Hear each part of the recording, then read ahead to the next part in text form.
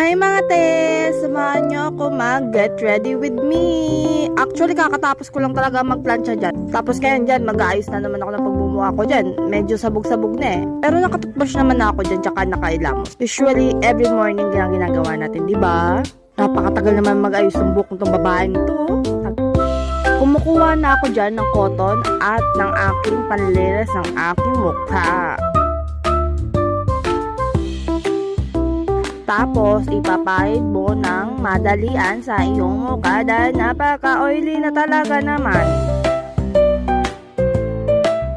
Kuskus dito, kuskus doon para matanggal ang ka-oilyhan at pagka-dry ng mukha mo na yan.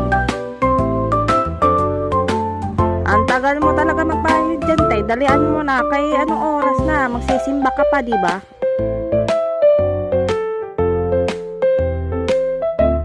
Na lang kasi napaglinis ng mukha, ano ba naman yan?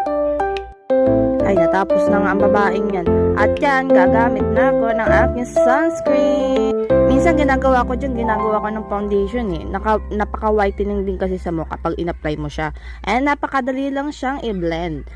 Yung mga hindi pa gumagamit dyan, gamitin nyo na. Check out nyo yung TikTok ko, yan na.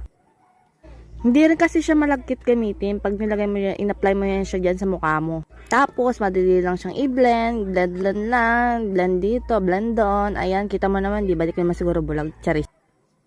Kita mo naman yung definition yan. Ay, anong definition? Different tayo, different. Tayo, magkaiba. Magkaiba ng mukha mo sa walang ganyan o sa meron. Biniblend lang natin siya ng maayos para pag lumabas ka ng bahay, hindi naman nagmumuo. Actually, di naman talaga siya nagmumuo. Ipinaayos ko para pantay din naman siya sa aking skin. Tapos, gagamit na ako ng aking ginagawang primer. Secret, ano yun, laan, mabili ko lang 7-Eleven yan talaga, tsaka sa Watson. Dapat pag naglagay ka nyo, onti lang ha. Kasi napakaputi talaga niya, kaya dapat napaka-small amount lang pag in-apply mo yan sa mukha mo. Gusto nyo yan? Bili ka! At yan, lalagyan din natin sa liig para naman magpantay ang kulay ng mukha mo sa iyong liig ba.